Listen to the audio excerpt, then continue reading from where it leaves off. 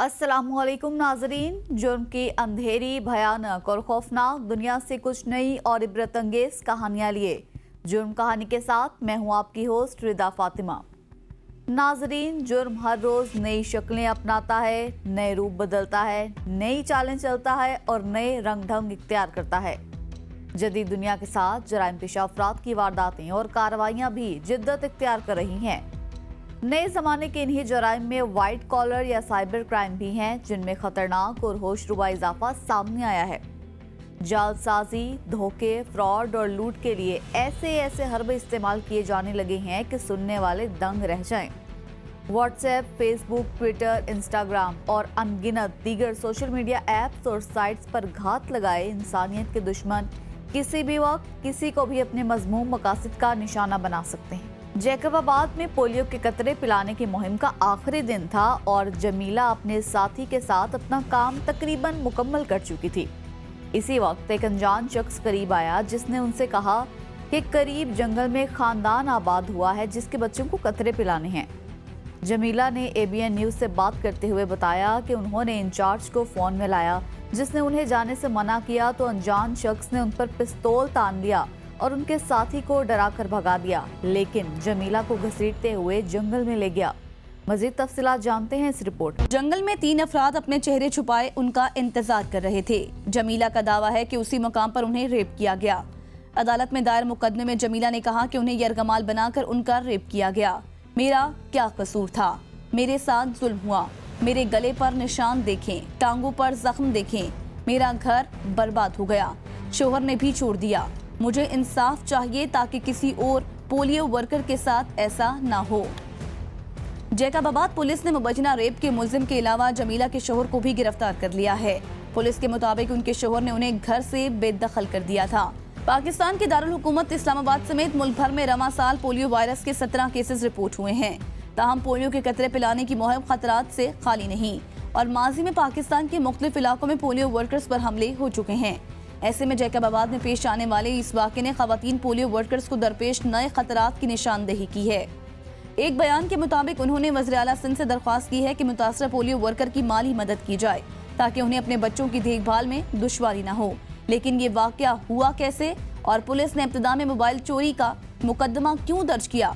खातून polio worker ने ABN से बात करते हुए बताया कि जैकबाबाद में पोलियो से बचाव कतरे पिलाने की मुहिम के आखिरी दिन वो और उनके साथी सरकारी फेरिस्त में मौजूद आखिरी घर के बच्चों को कतरे पिला चुके थे। उसी दौरान एक शख्स उनके पास आया और कहने लगा कि आगे एक जंगल है जहां 1 माह पहले एक फैमिली आबाद हुई है। इन बच्चों को भी पोलियो के कतरे पिला दें। उस शख्स की बात सुनकर जमीला ने अपने इंचार्ज को फोन मिलाया। मैंने उन्हें सूरत हाल से आगाह किया और पूछा कि क्या ये इलाका हमारी हुदूद में है। उन्होंने हमें वहां जाने से मना कर दिया। ताहम जब उन्होंने ये बात उस शख्स को बताई तो उसने जमीला और उसके साथी पर पिस्टल तान ली। वो कहती हैं कि उसने हमारे मोबाइल छीने, मेरे कंधे से वैक्सीन का बॉक्स उतार कर एक लड़के को थमा दिया और कहा कि अगर पीछे मुड़कर देखा तो गोली मार दूंगा। जमीला ने बताया कि वो शख्स उन्हें घसीटता हुआ जंगल में ले गया जहां पहले से 3 लोग मौजूद थे। उन्होंने अपने चेहरों पर कपड़ा बांधा हुआ था। जमीला ने बताया कि जो शख्स उन्हें यरगमाल बनाकर लाया था उसने उनका रेप किया, जबकि एक और शख्स ने मोबाइल फोन निकालकर वीडियो बनाना शुरू कर दी। जमीला ने ABN को बताया कि 10-15 मिनट गुजरने के बाद वो चारों वहां से फरार हो गए। मैं करीब के एक गांव पहुंची जहां खवातीन ने मुझ पर बाल्टी से पानी डाला और मुझे हौसला दिया। नाजरीन, इस मामले पर पुलिस के किरदार पर भी सवाल उठ रहे हैं, जिसकी वजह जमीला का इल्जाम है कि उन पर दबाव डाला गया कि वो रेप का मुकदमा दर्ज ना करवाएं। सूबा सिंध की हुकूमत ने जैकबाबाद के डिप्टी कमिश्नर, SSP और DHO को उनके ओहदों से हटा दिया, जबकि दूसरी तरफ सूबाई वज़ीर सेहत डॉक्टर अजरा पेचोहो ने मकामी पुलिस को पोलियो वर्कर्स की सिक्योरिटी बढ़ाने का भी हुक्म दिया है। जैकबाबाद के डिप्टी कमिश्नर का कहना है कि वाक़े की इत्तला मौसूल होते ही वो जाए वक़ुआ पर पहुंच गए थे और उन्हें जमीला की हालत देखकर अंदाजा हो गया था कि उनके साथ कुछ गलत हुआ। वो जमीला को अपनी गाड़ी में अस्पताल ले गए। चेकअप के बाद उन्होंने जमीला से कहा कि मीडिया को जो भी बयान देना चाहती हैं दे दें। जैकबाबाद में महकमा सेहत के ज़िले अफसर डॉक्टर इरशाद सरकी DC ज़हूर मरी के हमरा थे। उन्होंने बताया कि कवायद ज़वाबित के तहत मुतासरा पोलियो वर्कर की मीडिया लीगल कार्रवाई हुई और उनका सैंपल और DNA ले लिया गया। जमीला ने अपने पहले बयान में कहा था कि उनका मोबाइल फ़ोन छीना गया और उसी शिकायत पर उनकी FIR भी दर्ज की गई थी। ताहम जब सेशन कोर्ट में जज ने उनका बयान कलम बंद किया तब उन्होंने बताया कि उनका रेप हुआ। जमीला का दावा है कि उन पर पुलिस की जानिब से दबाव था कि वो रेप का जिक्र ना करें, इसलिए उन्होंने अपने बयान में सिर्फ ये बताया कि उनके साथ छीना झपटी हुई है। उधर जैकबाबाद के एसएसपी समीर चन्ना का कहना है कि जमीला के पहले बयान से लग रहा था कि उनके साथ जिनसी हरासानी का वाकया पेश आया, इसलिए उनका मेडिकल चेकअप और डीएनए टेस्ट किया गया था। बादशाह जब जमीला ने सेशन कोर्ट में बयान दिया कि उनका रेप हुआ है तो एफआईआर में सेक्शन 375 को शामिल किया गया। पाकिस्तान पेनल कोड में सेक्शन 375 रेप से मुतालिक है। उनके मुताबिक पुलिस ने एफआईआर में नामजद किए गए मुलजिम को भी गिरफ्तार कर लिया। एसएसपी समीर चन्ना के मुताबिक मुलजिम ने रेप का एतराफ किया, ताहम अदालत में पुलिस के सामने एतराफ जुर्म की कानूनी हैसियत नहीं है, इसलिए मेडिकल टेस्ट और डीएनए रिपोर्ट के शवाहिद ही मुलजिम का मुबैना जुर्म साबित कर सकते हैं। दूसरी जानिब डीआईजी पीर मोहम्मद शाह ने एतराज उठाया कि खातून अपने पहले बयान से क्यों मुनहरिफ हुई। हम इस बात की तहकीकात कर रहे हैं। हम पता लगाएंगे कि उन्होंने किसके दबाव में अपना बयान बदला था। पाकिस्तान में पोलियो वर्कर्स पर कई मरतबा हमले किए गए हैं, जिनमें मुतअद्दिद वर्कर्स जान भी गंवा चुके हैं, इसलिए पोलियो वर्कर्स की हिफाजत के लिए उन्हें खास सिक्योरिटी फराहम की जाती है। डिस्ट्रिक्ट एंड सेशन कोर्ट ने इस वाक़े के बारे में जैकबाबाद के एसएसपी समीर चन्ना और डीएचओ डॉक्टर इरशाद से रिपोर्ट तलब की है। कोर्ट ने इस्तफसार किया कि क्या मुतासरा पोलियो वर्कर को सिक्योरिटी फराहम की गई थी, अगर की गई थी तो उसमें कौन कौन शामिल था। एसएसपी सुमैर चन्ना ने ये मौक़िफ़ अपनाया कि शहर में ऐसे 81 के करीब पॉइंट्स हैं जहां पुलिस तैनात की जाती है। उन्होंने एबीएन को बताया कि इस वक्त जिले में कुल नफरी की तादाद 1720 है। मुतासरा खातून कई साल से पोलियो मुहिम में हिस्सा ले रही हैं और उनके साथ कभी कोई नाखुशगवार वाक़या पेश नहीं आया। डीएचओ डॉक्टर इरशाद सरकी का कहना है कि पोलियो मुहिम के लिए खास सिक्योरिटी प्लान तैयार किया जाता है। इसमें जो पुरखतरे इलाके होते हैं वहां सिक्योरिटी एहलकार साथ जाते हैं। कुछ इलाकों में पोलियो वर्कर्स के साथ सिक्योरिटी एहलकार नहीं भेजे जाते क्योंकि वहां पुलिस एहलकार पहले से ही मौजूद होते हैं और शिकायत मौसूल होने पर जायवुगवा पर पहुंच जाते हैं। ताहम इस वाक़े के बाद सिक्योरिटी इंतजामात पर नजरसानी की जाएगी और बगैर सिक्योरिटी के किसी पोलियो वर्कर को फील्ड में आने की इजाजत नहीं दी जाएगी। उन्होंने बताया कि जैकबाबाद जिला की 43 यूनियन काउंसिल्स में 3 लाख से ज्यादा बच्चों को कतरे पिलाने का हदफ मुकर्रर किया गया था। उसके लिए 795 फील्ड स्टाफ और 186 इंचार्ज पर मुश्तमिल टीम तश्कील दी गई थी। फील्ड स्टाफ को योमिया उजरत मिलती है। 6 दिन काम करने के एवज उन्हें 10 से 12,000 रुपए मुआवजा दिया जाता है। जमीला किशोर रेडी पर सब्जी फरोख्त करते हैं। उनके 4 बच्चे हैं, जिनमें से उनकी 3 बेटियां हैं। जमीला ने एबीएन को बताया कि माशी हालात की वजह से शोहर की इजाजत के साथ वो पोलियो मुहिम में काम कर रही थी। ताहम इस वाक़े के बाद उनके मुताबिक उनके शोहर ने उन्हें घर से निकाल दिया था। जमीला ने अदालत में दरख्वास्त दी, जिसके बाद उन्हें उनके वालिद के हवाले किया गया और बच्चे भी उनके सुपुर्द कर दिए गए हैं। अपने शोहर और देवर पर इल्जाम लगाते हुए जमीला ने पुलिस में शिकायत दर्ज कराई कि ये लोग उन्हें जान से मारने की धमकियां दे रहे हैं। शिकायत के रद्द-ए-अमल में पुलिस ने उनके शोहर से तफ्तीश की, जिस पर पुलिस के मुताबिक शोहर ने इस मामले को गलत फहमी करार दिया। डीसी ज़हूर मरी का कहना है कि इस इलाके में कारोबारी के वाकयात आम हैं, इसलिए उनकी कोशिश है कि खातून को किसी ऐसी जगह मुंतकिल कर दिया जाए जहां वो महफूज रहे। उनका मजीद कहना था कि उन्होंने हुकूमत से दरख्वास्त की है कि मुतासरा पोलियो वर्कर को मुस्तकिल सरकारी मुलाजमत फराहम की जाए। पीर के रोज जैकबाबाद के शहरियों ने भी मुतासरा वर्कर के साथ इजहार यकजहती के लिए रैली निकाली, जिसमें खवातीन ने भी शिरकत की। एबीएन न्यूज से बात करते हुए समाजी रहनुमा ने कहा कि पोलियो वर्कर्स हमारे मुस्तकबिल को तहफ़्फ़ुज़ फराहम कर रहे हैं। उन्हें इज्जत और एहतराम देना समाज और हुकूमत दोनों की जिम्मेदारी है। उन्होंने मुतालबा किया कि इस बात की तहकीकात होनी चाहिए कि वो कौन से नासिर थे जिन्होंने रेप केस को डकैती का रूप देने की कोशिश की। नाजरीन, हम हर वाक़े में लापरवाही बरतते हैं और एहतियाती तदाबीर इख्तियार करने के बजाय हमेशा किसी हौलनाक वाक़े के होने का इंतज़ार करते हैं और फिर जुर्म सरजद होने के बाद ही एक्शन लेते हैं। नाजरीन, आखिर कब तक ख़वातीन गैर महफूज हैं? हुकूमत और कानून नाफिज करने वाले इदारे कब होश के नाखून लेंगे और मामलात को संजीदगी के साथ हल करेंगे? नाजरीन, यहाँ लेंगे एक ब्रेक और ब्रेक के बाद फिर हाजिर होंगे, तो देखते रहिए एबीएन, क्योंकि जुर्म कहानी अभी बाकी।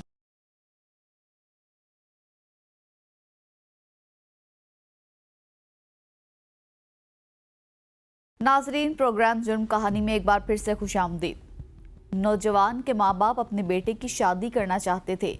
तमाम तैयारियां मुकम्मल हो चुकी थी और मेहंदी का फंक्शन हो रहा था। माँ खुश थी कि उसके घर खूबसूरत दुल्हन उतरेगी और बाप की यह ख्वाहिश पूरी होने वाली थी कि वो बहुत जल्द बाप की बजाय दादा कहलाएगा। लेकिन किस्मत को कुछ और ही मंजूर था। पंजाब के शहर गोजरा में शादी वाला घर मातम में तब्दील हो गया। जहां मेहंदी की तकरीब पर जाने वालों को तेज रफ्तार ट्रक ने कुचल दिया। हादसे में 2 बच्चियों और खातून समेत 4 अफराद जान की बाजी हार गए, जबकि 8 जख्मी हो गए। टोबा टेक्सिंग के चक नंबर 427 जीम बे इजाफी आबादी में अफसोसनाक वाकया पेश आया, जब एक बेकाबू बेडफोर्ड ट्रक मेहंदी की तकरीब के शुरका पर चढ़ दौड़ा।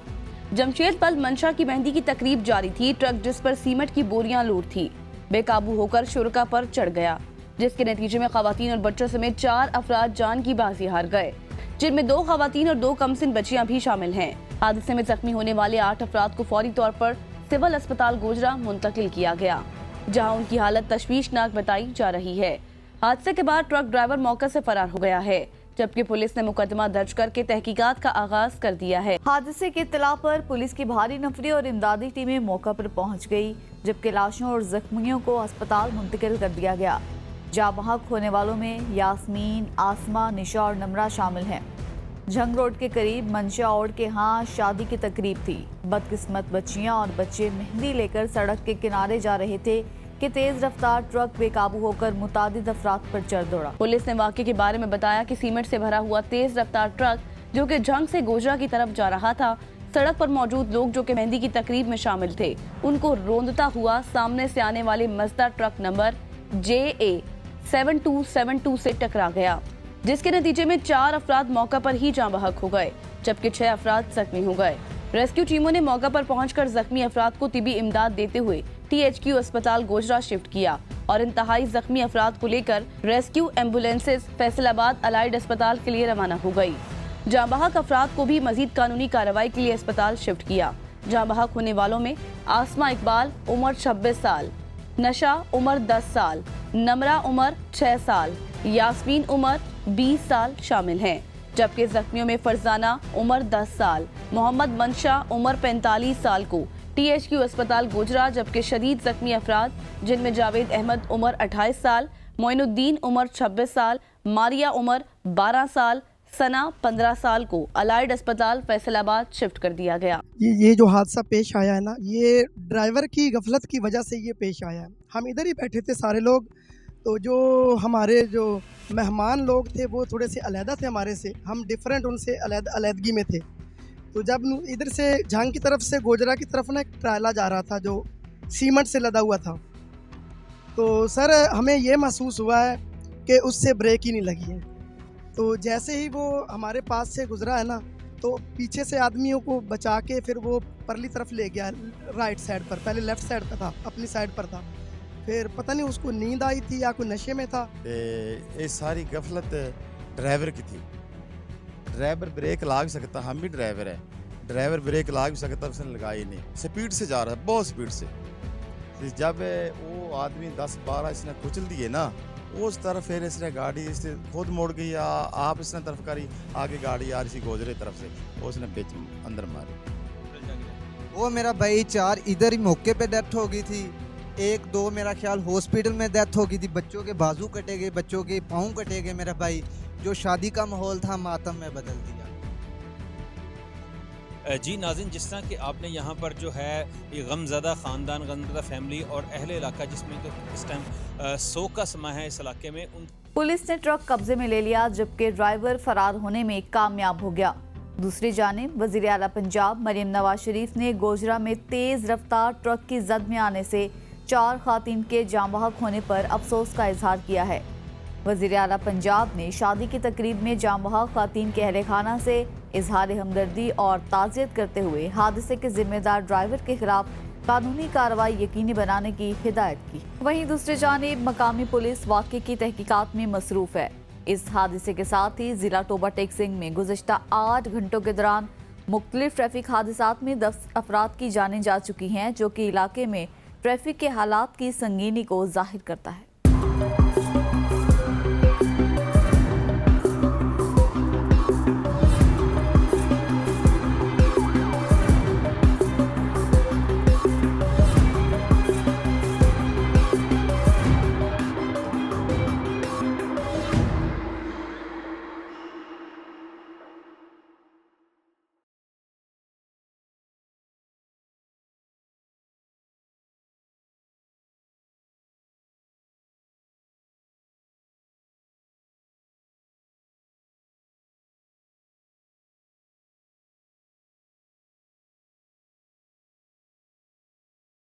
प्रोग्राम में एक बार फिर से आपको खुशामदीद कहेंगे। जब मैं पहले अपने कमसन बेटे से मिलने उसके स्कूल के हॉस्टल जाता था तो वो बहुत खुश होता था कि अब्बू आ गए हैं, लेकिन जब मैं 17 सितंबर को उससे मुलाकात के लिए गया तो सूरत हाल पहले जैसी नहीं थी, क्योंकि मेरा बच्चा मुझे देखते ही ज़ारो कतार रोने लगा। ये अल्फाज बलूचिस्तान के ज़िला जाफराबाद से ताल्लुक़ रखने वाले फरहान असगर के हैं, जिनका 11 साला बच्चा एक निजी स्कूल में 5वीं जमात का तालिब इल्म है।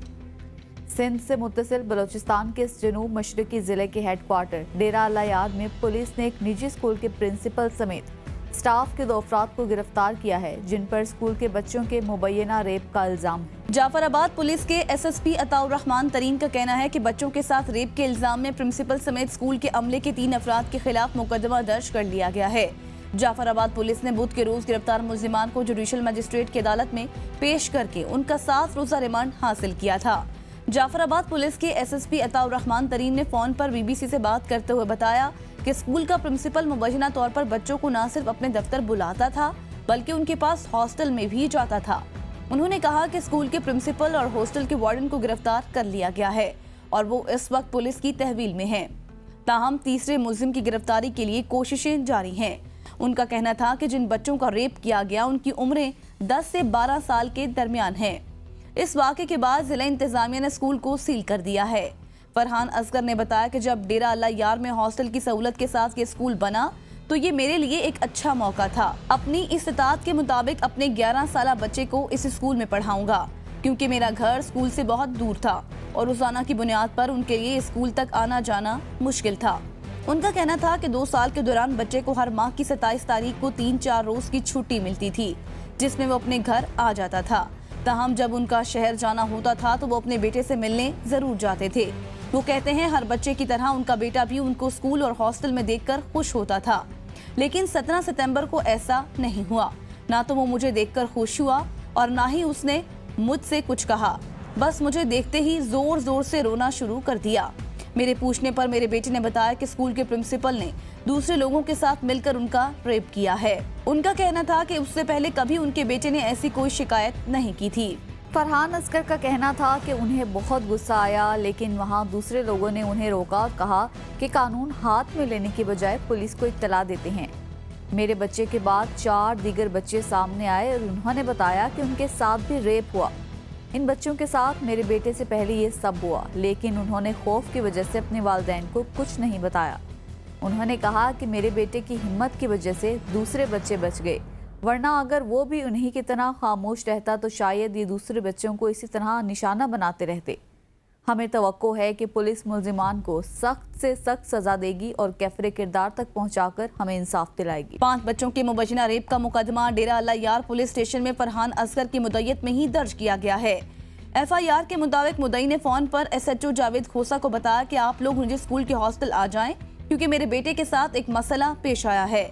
जब SHO और दूसरे एहलकार स्कूल पहुंचे तो फरहान असगर ने उन्हें बताया कि वो अपने बेटे से मिलने 3 बजे हॉस्टल पहुंचे तो उनका बेटा ज़ारो कतार रोने लगा और ये बताया कि स्कूल के प्रिंसिपल ने स्कूल के अमले के 2 दीगर अफराद के साथ मिलकर उनका रेप किया है। SHO का कहना था कि बच्चे के वालिद ने जिन 2 दीगर अफराद पर रेप का इल्जाम लगाया उनमें हॉस्टल का वार्डन और एक मुलाजिम शामिल है। फरहान असगर के बेटे ने अपने वालिद को ये भी बताया कि उनसे पहले 4 दीगर बच्चों को भी उन्हीं 3 मुल्जिमान ने रेप का निशाना बनाया, लेकिन उन्होंने खौफ की वजह से अपने वालिदैन को इस बारे में कुछ नहीं बताया था। SHO ने बताया कि जब हम स्कूल पहुंचे तो उस वक्त सिर्फ फरहान असगर के बेटे ने रेप की शिकायत की थी। हमने फरहान को बताया कि वो पुलिस का साथ दे ताकि बच्चे का मेडिकल करवाया जा सके और मुल्जिमान को कैफरे किरदार तक पहुंचाया जा सके। उस पर वो राजी हो गए। उनका कहना था कि पुलिस ने ये सोचा कि हो सकता है मुल्जिमान ने दूसरे बच्चों को भी निशाना बनाया हो और उन्होंने खौफ की वजह से अपने वालिदैन को इस बारे में कुछ नहीं बताया होगा। SHO का कहना था कि हमारा ये खदशा इस वक्त दुरुस्त हुआ कि जब हमने दूसरे बच्चों से बात की और उनको प्यार से समझाया कि वो डरे नहीं और अगर किसी के साथ ज्यादती हुई है तो वो अपने वालिदैन या पुलिस को बता दें। जिस पर मजीद 4 बच्चे उनके पास आए और ये बताया कि उनके साथ भी यही सब कुछ हुआ है। पुलिस एहलकार के मुताबिक बच्चों ने बताया कि वो रात को सोते हुए भी ये महसूस करते थे कि उनके साथ कुछ हो रहा है। SHO का कहना था कि हो सकता है कि मुल्जिमान ने नशा आवर चीजें देकर रात को सोते में भी बच्चों का रेप किया हो। बच्चों ने बताया कि मुल्जिमान उनको डराते और धमकाते थे कि अपने वालिदैन को नहीं बताना वरना तुम्हें स्कूल से निकाल दिया जाएगा। उन्होंने कहा कि जिन बच्चों ने शिकायत की उनका टीबी मुआयना कराया गया, जिसके दौरान ये साबित हुआ कि इन 5 बच्चों का रेप किया गया है। इस वाकये के तफ्तीशी ऑफिसर दिलमुराद डोमकी ने ABN न्यूज़ को बताया कि गिरफ्तार मुल्जिमान को बुध को जुडिशल मजिस्ट्रेट की अदालत में पेश करके उनका 7 रोज़ा रिमांड हासिल किया गया था। तीसरा मुल्जिम प्रिंसिपल का भाई है जिसे ताहाल गिरफ्तार नहीं किया जा सका। तफ्तीशी ऑफिसर के मुताबिक गिरफ्तार होने वाले दोनों मुल्जिमान न सिर्फ शादीशुदा हैं बल्कि उनके अपने बच्चे भी हैं। उनका कहना था कि मुल्जिमान ने उनमें से बाज़ बच्चों का एक मर्तबा नहीं बल्कि मुतअद्दिद बार रेप किया। तफ्तीशी ऑफिसर ने कहा कि गिरफ्तार मुल्जिमान के नमूने हासिल किए गए हैं जिनको टीबी मुआयने के लिए लेबॉर्ट्रीज भिजवाया जाएगा।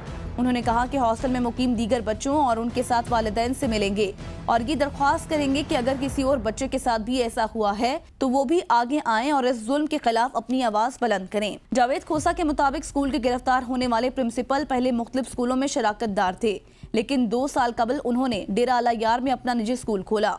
उनका कहना था कि इस स्कूल में हॉस्टल की सहूलत भी फराहम की गई ताकि दूर दराज के लोग भी अपने बच्चों को उनके स्कूल में दाखिल करवाएं। उन्होंने बताया कि अगरचा स्कूल में बच्चों की तादाद ज्यादा तो नहीं है, लेकिन ज्यादातर बच्चों का ताल्लुक डेरा अल्लाह यार शहर और उससे मुत्तसिल इलाकों से है, जो कि स्कूल की छुट्टी होने के बाद अपने घरों को जाते थे। ताहम दूर दराज के बच्चे हॉस्टल में मुकीम थे। SHO का कहना था कि स्कूल के हॉस्टल में मजमूई तौर पर 25 से 27 तलबा रिहाइश पजीर थे। उन्होंने बताया कि चूंकि लोग चाहते हैं कि प्राइमरी के बाद उनके बच्चों का दाखिला कैडेट कॉलेजेस या दीगर अच्छे तालीमी इदारों में हो, इसलिए दूर के इलाकों से ताल्लुक रखने वाले वालिदैन ने अपने कम उम्र बच्चों को भी स्कूल के हॉस्टल में दाखिल कराया था। पाकिस्तान में बच्चों के हुकूक के लिए काम करने वाली इंसानी गैर सरकारी तंजीम के मुताबिक रवां बरस के इब्तदाई 6 महीनों में मुल्क भर में बच्चों को जिनसी तौर पर हिरासत करने के 862 केसेस रिपोर्ट हुए हैं। तंजीम की रिपोर्ट में कहा गया है कि इस वर्ष ऐसे 48 केसेस भी मंजर-ए-आम पर आए हैं जिनमें न सिर्फ बच्चों को जिनसी तौर पर हिरासत किया गया बल्कि उसे वीडियो पर भी रिकॉर्ड किया गया है। तंजीम के प्रोग्राम ऑफिसर वहीद आलम बच्चों के साथ रेप या हरासानी के वाक़यात न रुकने की वजह वालिदैन की अदम तवज्जुही और कवानीन पर अमल दरामद न होने को करार देते हैं। वहीद आलम ने ABN न्यूज़ को बताया कि बच्चों के तहफ़्फ़ुज़ के हवाले से हमारे मुल्क में कवानीन बहुत मजबूत और बहुत अच्छे हैं, लेकिन फिर भी केसेस रुकने का नाम नहीं ले रहे। इसके पीछे बहुत सारी वजूहात हैं। जब कानून नाफिज करने वाले इदारे एहसन तरीके से अपना काम करेंगे तो ऐसे केसेस में वाज़ेह हद तक कमी आ सकती है। नाजरीन, यहाँ वक्त हुआ एक ब्रेक का, तो देखते रहिए ABN न्यूज़, क्योंकि जुर्म कहानी अभी बाकी है।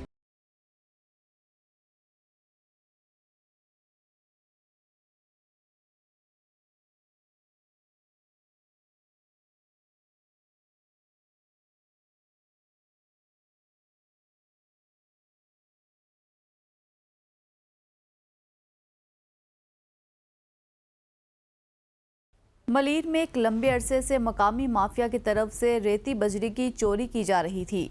इस चोरी में न सिर्फ रियासत बल्कि पाकिस्तान पीपल्स पार्टी की मकामी क़यादत भी हिस्सेदार है। ये रेती बजरी की चोरी मलीर नदी से की जाती है, जिसकी वजह से अक्सर बारिशों के बाद पानी करीब के देहातों में दाखिल हो जाता है। डिप्टी कमिश्नर ने कमिश्नर कराची को खत लिखकर आगाह कर दिया। SHO माइंस एंड मिनरल और लोकल पुलिस रेती बजरी चोर माफिया की सरपरस्ती कर रही हैं, जबकि महकमा माइंस मिनरल ने DC मलीर के खत पर हैरानी का इजहार करते हुए कहा कि SHO को हटा दिया गया है। महकमा भी गैर कानूनी रेती बजरी लिफ्टिंग के खिलाफ काम कर रहा है। मजीद तफसीलात इस रिपोर्ट में देखिए। ज़राए के मुताबिक रेती बजरी का धंधा रात 12 बजे के बाद शुरू किया जाता है, जबकि मलीर पुलिस रेती बजरी चोर माफिया की मुकम्मल सरपरस्ती कर रही है। कराची के मलीर मेमनगोट, मलीर सिटी, बिन कासिम, शाह लतीफ और गडाब से रेती बजरी चोरी करके फरोख्त की जा रही है। सिंध हाई कोर्ट ने भी रेती बजरी निकालने पर पाबंदी आयद कर रखी है, मगर जिला मलीर और इसके इतराफ में रेती बजरी चोरी की शिकायत मौसूल हो रही हैं। दूसरी जानिब पुलिस चीफ कराची जावेद आलम ओढो ने इस मामले की फौरी इंक्वायरी के लिए DIG ईस्ट असफर को अहकामात भी जारी कर दिए और हिदायत की है कि गैर कानूनी काम फौरी तौर पर बंद कराया जाए। रेती और बजरी की चोरी के बाइस मलीर की ज़राई ज़मीनें बंजर हो चुकी हैं, जबकि पानी जड़ से सैकड़ों फीट नीचे चला गया है। कई इलाकों में जड़ का मीठा पानी खारा हो गया है। महकमा माइंस एंड मिनरल्स, जिला इंतजामिया और पुलिस की जानिब से रेती बजरी की चोरी रोकने के लिए कोई कार्रवाई न करने के बाइस रेती बजरी की चोरी का सिलसिला गुज़श्ता कई सालों से मुसलसल जारी है, जिसकी वजह से मलीर के बाग तबाह हो गए हैं। सब्जियों समेत मुख्तलिफ फसलें देने वाली जमीन बंजर में तब्दील हो चुकी है। रेती बजरी की चोरी के बारे में माइंस एंड मिनरल के डायरेक्टर जनरल की जानिब से 2 दफा एसएसपी मलीर को खत लिखा। डिप्टी कमिश्नर की जानिब से रेती बजरी की चोरी को रोकने के लिए एसएसपी मलीर को खत लिखा गया था। इसके बावजूद मलीर के मुख्तलिफ इलाकों कंडजंग, मोइदान और दरसानो चनो, मलीर सिंधी नदी, कारंदी और दीगर नदी नालों से रेती बजरी की चोरी की जा रही है, जिसकी वजह से मलीर का ग्रीन बेल्ट तबाही के किनारे पर पहुंच चुका है, जबकि माहौलियाती आलूदगी भी बढ़ गई है। इस वक्त एबीएन न्यूज कराची के रिपोर्टर नबील मीरजत रेती बजरी के मकाम पर मौजूद है। इलाके में जो है इस वक्त भी रेती बजरी की चोरी का सिलसिला जारी है। ये नहीं रुकेगा, कितने भी खत लिखें, जो कुछ माजी में भी होता रहा है कि ये आज का मसला नहीं है, ये तकरीबन आधा सदी से ज़्यादा ये मसला है। रेती बजरी की लिफ्टिंग हो रही है, कोई रोकने वाला नहीं है। ये ख़त वगैरह तब लिखता है जब आप लोगों की मेहरबानी है कि आपने इतने सिक्योरिटी ख़तरात के बावजूद इस इलाके में आज रिपोर्टिंग करने के लिए आए। हालांकि यह रिपोर्टिंग करना इतना आसान नहीं है कि आपको इस तरह आज़ादी से रिपोर्टिंग करने दे। आप देख रहे हैं कि पुलिस भी हरकत में है और लोग हैं जिनके गाड़ियों पर मुख्तलिफ बोर्ड लगे हुए हैं, वो भी हरकत में, वो देख रहे हैं हमारी और आपकी हरकत को कि ये क्या कर रहे हैं। तो ये बड़ा एक रिस्की इलाका है। रेती बजरी बहुत बढ़िया माफियाओं के हाथ में है, वो चलाते हैं। इसने पूरे मरीर को वीरान किया, बर्बाद कर दिया, तबाह कर दिया, इसको बंजर बना दिया है। अब वो किसी तरह चाहेंगे कि वो आप रेती बजरी को बंद कराएं या डीसी साहब खत लिखे या कोई और अफसर लिखे, लेकिन ये सब दिखावे के लिए जब प्रेशर बढ़ा है मीडिया का, इस मीडिया के प्रेशर की वजह से ये आज कल उन्होंने जो थोड़ा बहुत लिखना शिखना शुरू किया सब अपनी जान बचाने के लिए। तो मैं आपको शाबाश देता हूँ कि आपने इतने बड़े रिस्क उठाए। आज जिस जगह पे आप खड़े होकर ये रिपोर्टिंग कर रहे हैं, मेरे ख्याल में अगर आइंदा आएंगे तो सोच समझ के कोई सिक्योरिटी का बंदोबस्त करके आना। ऐसा आसानी से नहीं होता, नहीं करने देते हैं। इसका आप खुद देख रहे हैं अपने आंखों से। बहरहाल आपको हम शाबाश देते हैं कि आप लोगों ने बड़ी हिम्मत की है आज रिपोर्टिंग करने के लिए, और ये करते रहे। आपका और हमारा काम है यही है, आप लोगों को जो हमारी बात है पब्लिक की, जो अवाम चाहते हैं कि यार रेती बजरी न उठे, मलीर सब्ज़ हो, उसकी ग्रीनरी बहाल हो, इसको ग्रीन बेल्ट डिक्लेयर किया जाए। तो ये चीज़ें जो ना पब्लिक यहाँ चाहती है, यहाँ का पानी जो है ना वो मीठा हो, कड़वे पानी से हमें निजात दिलाई जाए। तो ये सारी चीज़ें जो है ना वो होना बड़ा मुश्किल है, लेकिन फिर भी आप लोगों को की हिम्मत है कि आप ये रिपोर्टिंग करें। और मैं उम्मीद करता मुझे वैसे तो यकीन है कि होगा नहीं, लेकिन मैं फिर भी एक दफ़ा मुतालबा करता हूँ हमारी इंतज़ामिया का थोड़ा सा भी उसको शर्म आना चाहिए कि वो ईमानदारी के साथ जो उनके ये नाजायज़ ये कारोबार है उसको रोकने के लिए इक़दाम उठाएं। तो मैं समझता हूँ कुछ न कुछ बेहतरी आएगी। यहाँ के जो ग्रीन बेल्ट है मलीर में, जो जिसको ग्रीन बेल्ट कहा जाता था, वो अभी उजड़ा हुआ चमन नज़र आ रहा है। पर यहाँ की जो इंतजामिया है उनको तहरुक लेना चाहिए। आईजी सिंध है, उनको चाहिए कि मलीर से जो रेती बजरी का चोरी का सिलसिला है उसको फ़ौरन ख़त्म किया जाए और यहाँ की आवाम को जो है रिलीफ फराहम किया जाए। मलीर के मुख्तलिफ इलाकों में इस वक्त भी रेती बजरी का चोरी का सिलसिला जारी है। जी, तर्जमान के मुताबिक कराची पुलिस चीफ ने मीडिया रिपोर्ट्स पर नोटिस लेते हुए डीआईजी ईस्ट जोन से 3 दिन में रिपोर्ट तलब की है। तर्जमान के मुताबिक कराची पुलिस चीफ ने हिदायत जारी की है कि कोई भी पुलिस एहलकार अगर इसमें मुलविस पाया गया तो इसके खिलाफ सख्त महकमाना कार्रवाई भी अमल में लाई जाएगी। है ऑनरेबल डिस्ट्रिक्ट एंड सेशन जज मलीर की कोर्ट में, जिसकी आज दूसरी समाअत थी। पहली समाअत पे भी commissioner Karachi, deputy commissioner Karachi, mines and mineral department, SSP complain cell की तरफ से कोई भी जवाब दाखिल नहीं किया गया था ऑनरेबल सेशन जज की कोर्ट में। और आज भी इस वक्त मैटर हमारा काल हो चुका है और commissioner Karachi, mines and mineral department और SSP complain cell, SSP Malir की तरफ से नुमाइंदगी किसी ने भी नहीं की, जिस पे अदालत ने बरहमी का इजहार करते हुए 10:30 बजे तक का टाइम रख दिया है। और 10:30 बजे तक इन हुकाम को, कमिश्नर कराची को, एसएसपी कंप्लेन सेल को और माइंस एंड मिनरल डिपार्टमेंट के एसएचओ को अदालत में पेश होने के लिए टाइम 10:30 बजे का दिया गया है। और 10:30 बजे तक अगर ये अदालत में पेश नहीं होते हैं तो अदालत ने इंतहाई नाराजगी का इजहार किया है कि दूसरी समाअत है और ये लोग अपना मौक़िफ़ देने से अभी तक कासिर हैं, तो इनके खिलाफ क्यों ना अदालत जो है गिरफ्तारी के वारंट इशू करे। जैसा कि मलीर के जो एरियाज हैं उनमें ऑनरेबल हाई कोर्ट ने भी ये ऑर्डर किए हुए हैं कि यहाँ से रेती बजरी चोरी हो रही है और डेली बेसिस पे चोरी हो रही है।